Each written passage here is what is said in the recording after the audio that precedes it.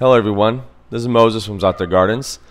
It's too hot to do any filming today outside, let alone I already have 10 videos on the back end that I still need to upload.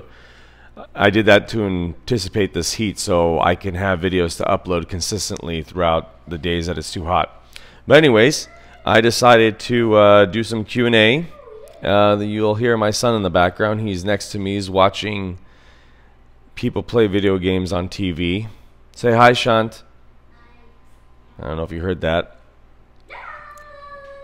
So you're going to hear stuff like that throughout the video. But this is how it is. Real truth. Okay, so I'm going to take questions from... Let me get my arms off the table so I don't shake the camera so much. I'm going to take questions from the laptop, from the YouTube community. First one, I just picked it at random, and I'm going to pick another one at random, so forth and so forth. Okay, this first one comes from Gary Cole regarding the bird deterrent homemade video I made a while ago with my peach tree, with the birds eating it, blue jays specifically. We'll try that with my Barbados cherry and my fig tree. I have had many cherries, but the birds keep pecking at them before they are ripe, and they need to be really ripe to be any good. The fig trees are easier since the fruit is much bigger. I use organza bags on those. We'll definitely try the foil though. So in response to that, it has been working absolutely amazing at how with the foil on the peach tree. Now I did the surrounding trees around the peach tree and throughout all the limbs. I pretty much wrapped a sheet of foil around each limb. That's you talking. Oh. So I had to do a cut there because my son needed to go to the bathroom. He's watching TV again. So it really helped a lot because I used a lot of foil on every branch, and I actually saw mockingbirds and blue jays trying to fly into that tree and then they just fly away. So it is working without Lulu in the backyard scaring them off.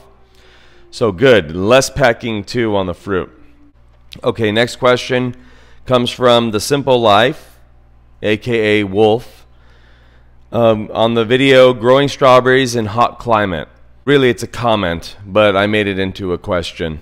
My strawberries are not doing as good as yours. And I replied seaweed and fish, like most of my replies on many of these comments.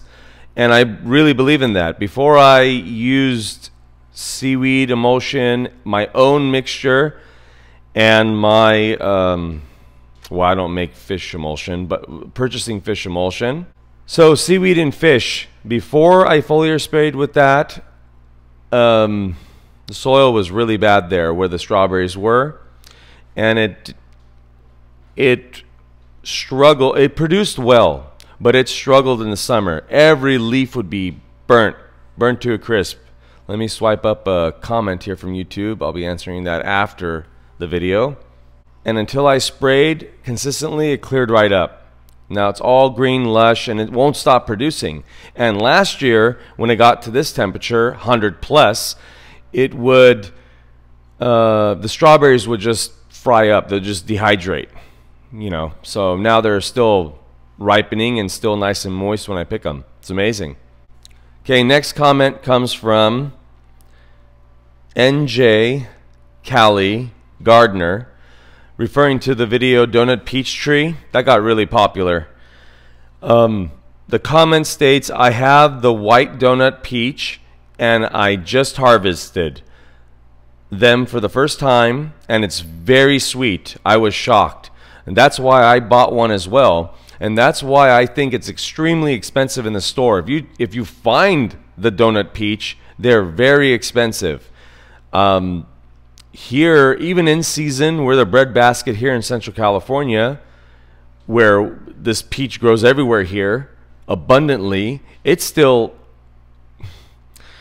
you could buy them bad quality and it'll be cheaper, or if you buy really good quality peaches, minimum it's going to be $1 each of what I have seen.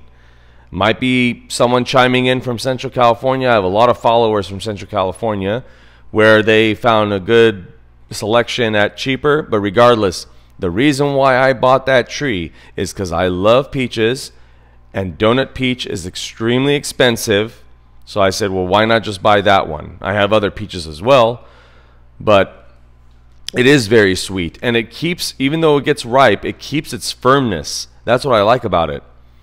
So enjoy that tree. My suggestion is, whoever buys a donut peach, prune it down. It'll grow crazy. 6-7 feet minimum a year, minimum, especially if you're gardening the way I do with heavy wood chip mulching and foliar feeding. Next question / comment comes from Central California Tropical Gardening Zone 9B regarding my potato harvest video, the recent one. Potatoes in a container? Question mark. So long ago, I thought that was weird as well, you know, growing potatoes in a container. But I personally don't do it. I know of many through, YouTube colleagues of mine and other people that I know that do it in the mesh container, the fabric container, the one with handles. So there's more air circulation through the soil. They grow potatoes that way. But the problem is, as you can see, the recent video I put up about how hot it can get sometimes in this location, of that hot. Heck, the whole of the state of California is burning up right now. It's going to be watering way too much. You need to water and water and water. I don't have time for that. Don't have time for that. I grew Jerusalem artichokes for the first time in a container, and within 3 to 4 hours, completely wilted. All the flowers, all those stalks that grow up, just wilted right down. You know, it's not worth growing, in my opinion. It's in the summer. It's not worth growing root crops in a container if where you live is really hot. So next comment comes from Verinda Bala regarding a very old video of mine that I'm probably embarrassed to even watch, and I won't watch it. Custard apple seeds germinating. A long time ago I purchased custard apple seeds online, and I germinated them, and they all germinated. I think I bought about 10. They all germinated, and I kept a few, and I responded. After a few months later, they died on me, and the reason for that was they would grow and the leaves would just prop up and then just become rice paper thin and just limp down and die off, and then the stalk would grow a little bit more, produce new leaves, repeat. Rinse and repeat. Rinse and repeat. And it got up to about, I don't know, almost a foot tall, and I started just seeing rot. And I didn't water that much either. You know, I watered consistently. You know, I just watered enough where if I put my finger in the soil, it was nice and cool. It wasn't soaking wet. And I don't know, will I ever try it again? Not too certain if I will try it again, even though they did recommend somebody in Seattle's growing it. I don't know if I'm going to try that one again. Usually if I fail once and I gave it my big best and I had multiple seedlings and they all had the same fate, I move on to something else that will do a bit better for me.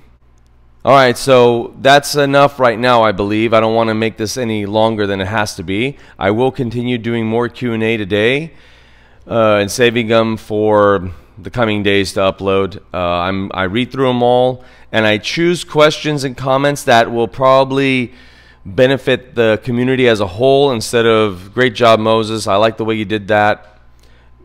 That's great and all. Thank you for those comments, by the way. I love it. I love those comments, but I want to take comments that can benefit the whole community in these Q&As. All right, everyone. Happy gardening.